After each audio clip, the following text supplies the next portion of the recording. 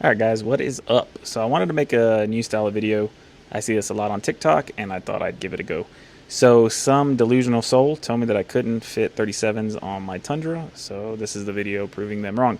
So obviously, all I did was put a leveling kit on it so far, but there was trimming that needed to be done. So this is the passenger side. That's about as far as I could go. And then this is the front driver side, and that's about as far as I could go.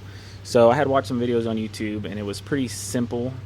So there's a bracket that you need to take off, which I'll show you in a minute, and part of the frame that you got to lop off. So you don't have to lift it up and take off the wheel and tire, but I think it's a lot better if you do. Probably a lot safer too. So that's what we did.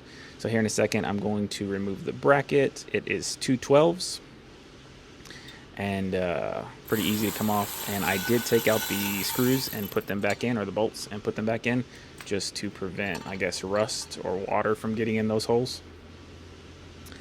That's it. This is the ear that I was talking about on the frame.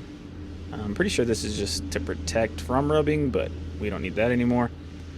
So just cut it off, and then I put 3 coats of paint, black paint, in there to make sure that it doesn't rust. And lo and behold, we were still rubbing. So I drove it for about a day and was rubbing up there. That's pretty much just the wheel well liner. And then in the back on the other side, it's clipping that little piece.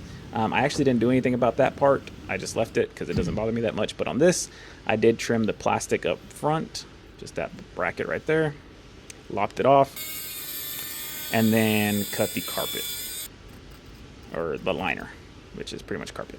And that kind of solved my issue. There still is slight rubbing just when you're at full lock right there, but it doesn't bother me that much. It's a lot less noisy than it was initially, and this is what it looks like. So pretty cool. I'm really happy with the stance. I'm always trying to go for the lowest amount of lift with the biggest tire. I think a lot of us are like that.